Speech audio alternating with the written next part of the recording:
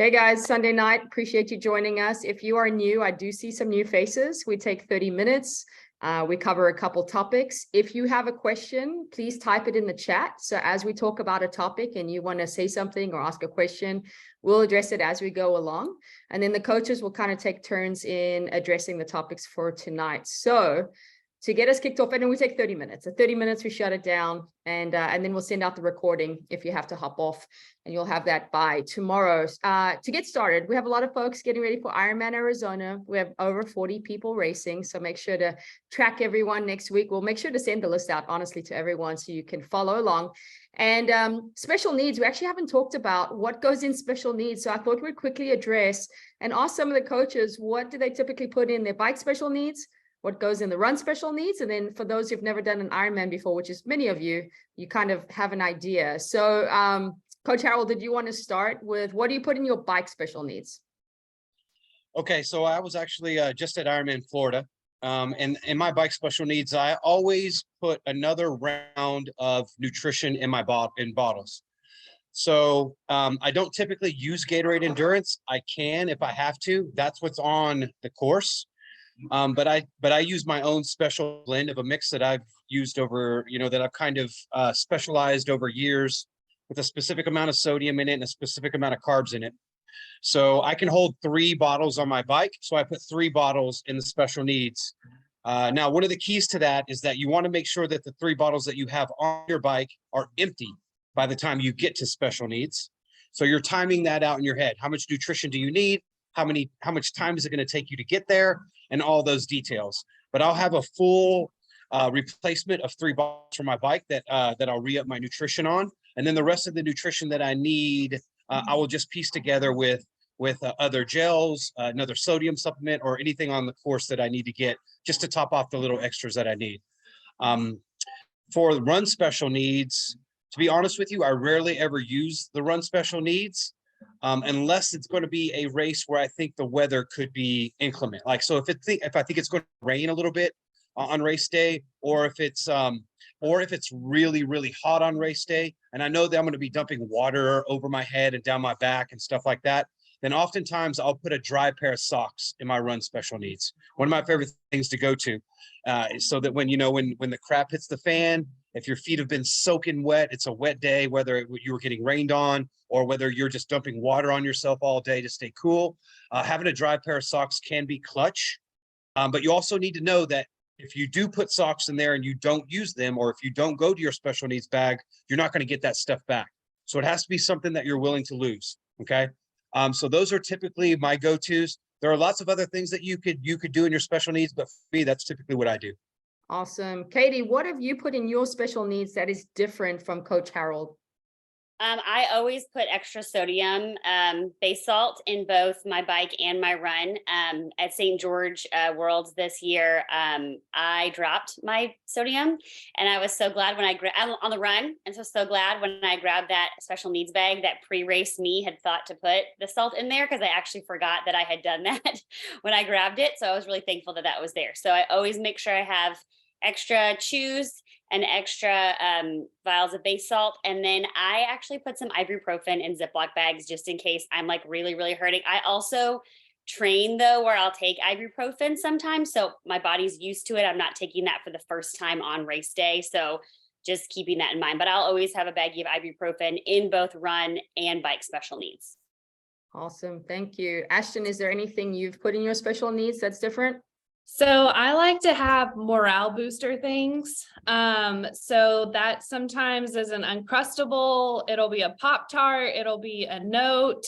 And I'll do that for both bike and run, because there's times when you could be in a really low place and it just is really satisfying to either have something to look forward to or having something different than energy gels and all of that stuff that just kind of can wake you back up and put a pep back in your step. So that's definitely something that I'll have in my special needs bags. Awesome. And Coach Alice is racing next weekend. What do you have, Coach Alice? Is there anything outside of these that we've mentioned? Not really. Back when I had tubed tires, I'd put an extra CO2 in my bike one just in case I had to use it for like the first lap, but now obviously I don't do that being tubeless. But no, just nutrition on the bike, and I actually don't use run special needs, but I like the morale boost. I might throw it there or something. Awesome. And then Coach Mike, is there anything we're missing in this that you use? I was just gonna say, like, anything that's an easy lift, that, like, if you've been out training and you're like, man, I wish I had chapstick right now, or like a thing of like body glide, like little things like that are like a couple bucks. Like, I would put chapstick in every single bag, just because like having chapped lips on mile 20 of an Ironman could possibly be the worst thing that could happen to you in that moment. So, and if all you need is like a $1 thing of chapstick to fix it, you're like, why didn't I just put that in my special needs bag? So little things like that you don't care about, you know, giving up because if you don't ever take it, but could totally make your life easier when you're out there suffering through the back half of that marathon. Awesome. Yeah, you know, chafe cream is not a bad idea, especially if you can get the little samples. We've seen people really chafe up badly where they've just forgotten to put chafe cream on and you get to the run. So that's not a bad idea to put in special needs. I trained it. I always had like an energy boost shot. A lot of them don't sit well with me. You definitely have to train it. But in the future, if you feel like, man, I just need that caffeine pick me up, they do have Red Bull out on the course. But I always did they had these e-boost shots that worked really well for me. And I always put it at like mile 70 of the bike, where I had a good caffeine kind of burst, as well as the halfway of the run, I'll just take it like a sip of it. So in addition to everything that has been mentioned, and then always salt, like I always drop my salt. And so I add salt in bike special needs, run special needs, and then extra tubes. If you're going to flat, just to have that safety net of having extra tubes, CO2 on the bike, we've mentioned that already. So hopefully that was helpful, you guys. Okay, we are moving on. What I want to talk and address today, and then I'll have all the coaches kind of hop in, is just not just showing up and checking the boxes green, but being very intentional about every single session that you're doing, just becoming a mindful athlete. And where does that start? I feel like every single day you should be saying, how can I do the session better? How can I do the day better? You should be looking at that. So for this week ahead, how can I execute on the perfect week? Really go into every session ready to do the best you can, and then learn from every session. And it really does start in the mind, in making that decision and then doing the preparation to follow. So number one, hold on a second. I made notes, and I was going to say asking questions for improvement is a big one for every single session. And that is something I did when I was training. So at the end of the session, you could ask yourself, what did I do well? And you could even write these notes for your coach. What can you do better? And then how will you do it better? Or what are the steps that need to be in place for you to do it better? So those are 4 questions I feel are key to get the most out of every session once you reflect upon it. Did you guys get that? What did you do well? What can you do better? And that should be every single session you do. And if you can do it better, what are the steps that need to be put in place? Okay. Why will it benefit you? If I do X, Y, Z better, what is going to be the benefit, and how is that going to carry over into my training? And then at the end of it, like, what does success look like? When you go into a session, ask yourself ahead of time, if I do X, Y, Z, what am I going to be happy with? What does success look like in this exact session? I think a lot of us show up for a session, we don't ask ourselves those questions and prepare the mind. And it can be as little as 5 minutes before whatever I went into a session, I would wake up and I would roll out. I would do some activation. And while I was doing those activations, I'd take 5 minutes just to think through all of those things. How can I make the most out of these sessions? And then I go into the session and I felt like I had way better execution than just going straight into it without that thought ahead of time. Okay. Does anyone want to add to just kind of what I mentioned there? I see Harold, you're nodding your head. Did you want to add anything to that? No, yeah, that's perfect. I mean, I think that's a piece of the recipe that our most successful top functioning athletes are all either already doing without even knowing it, or they are doing it because they're speaking about those things with their coaches and they know that they need to do it. But you're going through this, just like you said, you're going through these days every single day with intention. Every session has a purpose. And I, as a coach, I love those questions. Like if you're looking at a session the next day or 2 days down the road, and you're just curious as to what is the purpose of that session, or what is my intention for this, or what do I need to be focusing on, and you shoot your coach a message, they should be, happy to engage with you on those topics. For me as a coach, it just lets me know that the athlete is engaged in the process. They're thinking about these things. They want to have that intention. So I love those questions. And it may be just a very simple answer of, today we're just ticking off some volume, all the way to something very complex.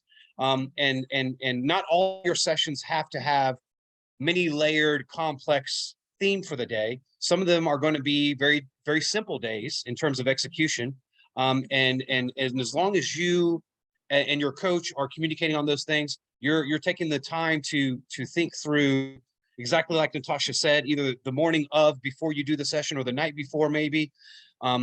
You're going to get more out of your training. You're going to get that just extra 10% that other people aren't getting out of their training. So now it becomes an issue of, okay, I'm training 20 hours a week. My competitors are training 20 hours a week, but I'm getting that extra little 10% that they're not getting, and you're gonna have more success from that. So this is something I think that our best athletes are doing. It's something that we can learn from our best athletes, and it will take you forward in the sport, in the long run. Yeah, and I think a lot of you who don't know how to write comments for your coaches, this might be a good cue. What did you do well? What did you learn, and what can you do better next time on execution? Okay. Something that I always like to do. So like the simplest of workouts, you'd think like, oh, I don't need to do this for an easy run. But I always like to do and like to do it for every session, because there's so many little wins that can be checked off. And so easy run, for example, is maybe you're working on your cadence. How can I run easy and light and my cadence be a little higher than maybe it's been? Maybe you're someone who's heavy on your feet when you run slow. So you look at what you were doing before, and if there was maybe like a drop off through the run, and you go in with intention that I'm going to see if I can just up it a little bit. And as you're running and you see, oh, I'm 170 RPM instead of 165, those are the little win check-ins along the way that motivate you for the rest of the session. Another example is like heart rate to pace. I know that, to say my aerobic heart rate is around 140, or I'm going to slowly build, and I'm going to see after mile 1 and 2 that in the past, I've typically run through those miles in like 9:29 to keep my heart rate in that range. Now I start my run and immediately I see like 9:05, 8:55. I'm like, yes, I'm already doing things better. Again, motivating. I used to do this with all sessions, my hard key bike sessions. If it was a threshold session, I would write down what my power was, what my heart rate was. And again, you know you're going to suffer as you go. But again, winning that first interval sets you up for success later in the interval as well. And then being mindful of what you're taking in to support that. Did you do activation before? How are you fueling? What is your mind focused on during those sessions? Okay. Any of the coaches want to add to just that topic? I just want to add one thing. I think we all get this question a lot, like, well, how do you stay so motivated? How do you stay so disciplined? And this is how you do it, is you know why you're training, you know what you're training, you're invested into it. And so if you're lacking motivation, or maybe you're lacking discipline, this may be a good place to start, to think about your sessions, to think about why and what you're doing. And that kind of helps re-engage you into the process. Awesome. Yeah. I wrote notes. That's perfect. Make a decision.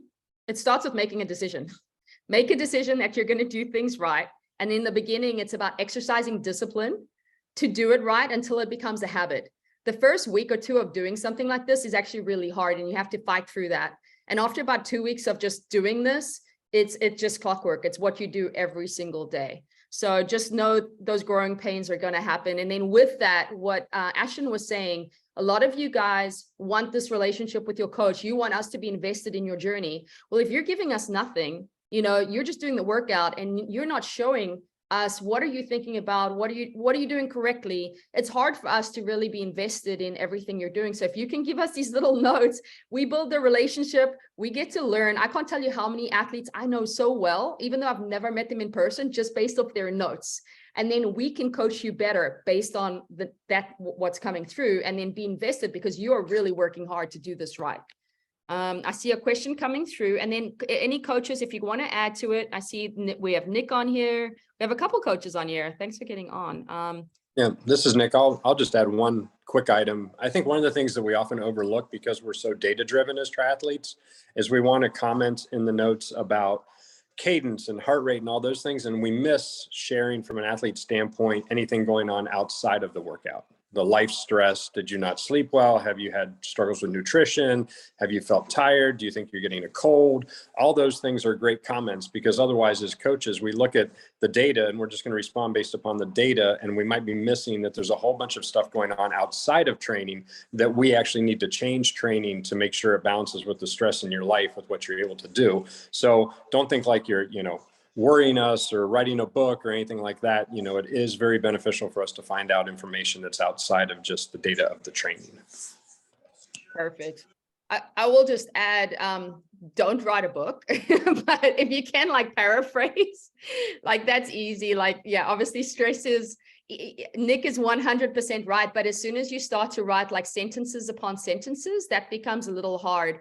And so for us to read it, I usually just say point it, is that the word, number it or paraphrase it as best you can for us to understand, because I do know some people like to get very, very detailed, and that can sometimes be a little tricky. So we do want to know, but don't write massive phrases. So Dottie asks, is it best to comment in TP? Yes, please comment in TP. So we check the workouts every day in Training Peaks, and we want to know if it's tied to that workout. And then we can go back and refer to it. If you're sending us random emails about workouts or text messages, it's just so hard to keep track of everything you're doing. So as it pertains, this is key on communication. As it pertains to comments, workouts, put the comments in Training Peaks. Let us know the effort of not the whole session, but of the key interval. So just say you have 5 by 5 minutes at FTP and you put a 5, but that's because you're taking into account warm up and cool down. I'm like, no, I just want to know what it was during those sessions. And if it actually changed through the session, then that is key to write in. So maybe it started at a perceived effort of 6, and by the last one, you were only an 8, and then we match up the data. That might be a signal for us, wow, this should be an 8 across the board. His heart rate is lower. The effort is lower, so we should probably look to test them again to increase FTP, or let's go ahead and let's up those numbers. That actually is so massive in us progressing as quickly as we do, you guys, because if you're not giving us that feedback, we're going to kind of stay in the same range of power, pacing, etc., until we test you again. And sometimes there's a ways between them, and so we can kind of adjust the numbers as we go. Okay.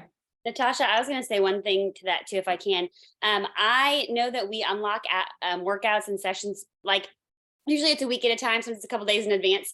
But I've had athletes that have gone in and looked multiple days ahead of time, and they'll put questions just on those workouts. So it'll be Sunday, but they'll put a question on for Wednesday. When you say, one of my new runners, when you say 4 by 400s, what's that distance where I felt? So then I go in and I comment back on that, so that when they open up the Wednesday workout and they're ready to go, the answers are already there and they're just not as frustrated.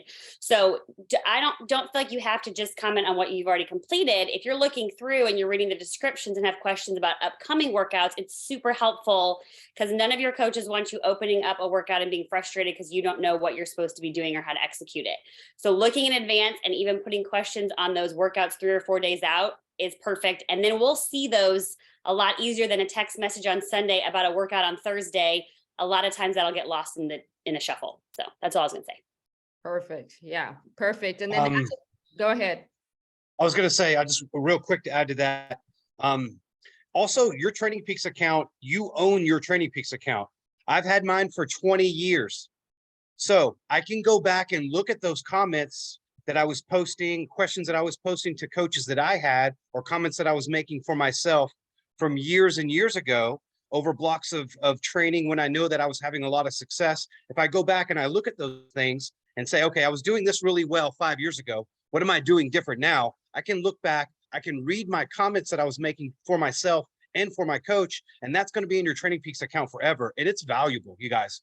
So, I mean, if you're just getting started with this and you've only been on Training Peaks for less than a year or maybe a year, maybe it's not so valuable. But 5 years from now, when you want to start to look back at those things, the more detail that you have in those training blocks, or the more questions that you've asked, or the more notes that you've left for yourself, the more information you're going to have. Awesome. Yeah. And you guys shouldn't be guessing. If you have a question, please ask your coach. A lot of the top athletes, like, they make sure to utilize us to get as much information as possible. Again, it's like, you understand what you're doing, you're going to execute on it better. And then there's more buy-in at the end of the day for you to do it correctly, because you know what the hopeful end result is.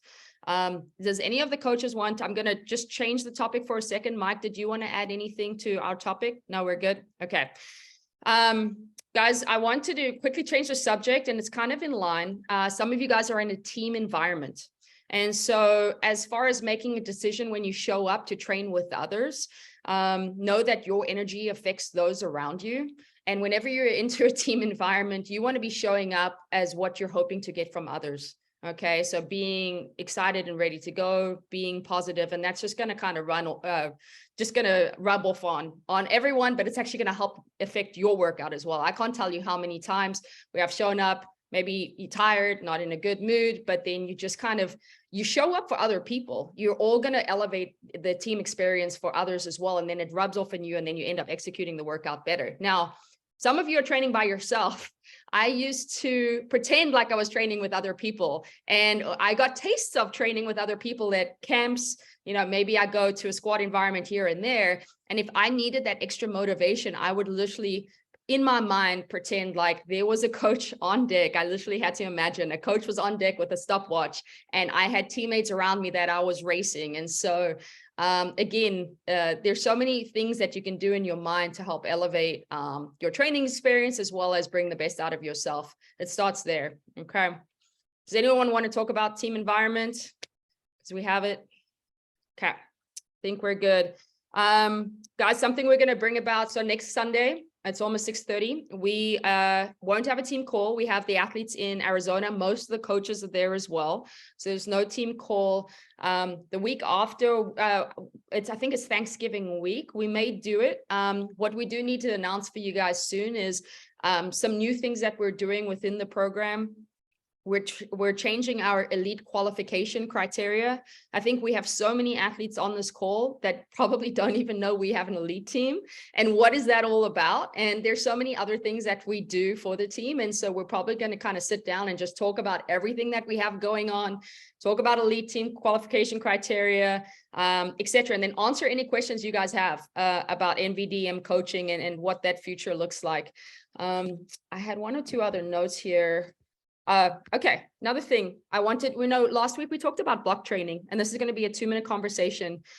Now is the time to try things and get you excited about training when you have uninterrupted space to just develop as an athlete. And so you need to look at the training you have been doing and say, okay, I've never got to where I wanted to, be it in the run, because we're always managing all 3 sports and strength to prepare for the demands of the race.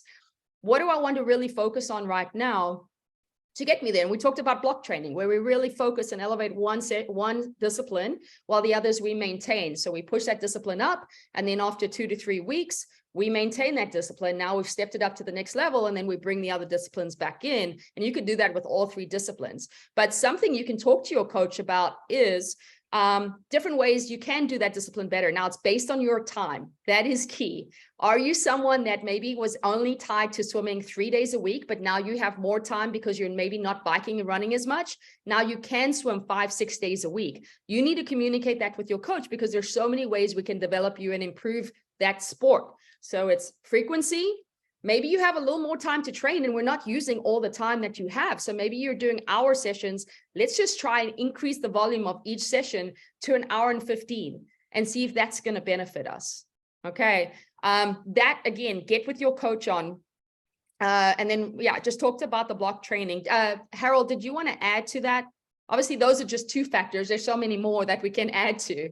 Go ahead. Yeah, absolutely. Actually, so whenever you're doing a single sport focus, or you have a block of training where you're working on your weakness, you just like Natasha said, You simply cannot keep the same intensity and volume on the other sports.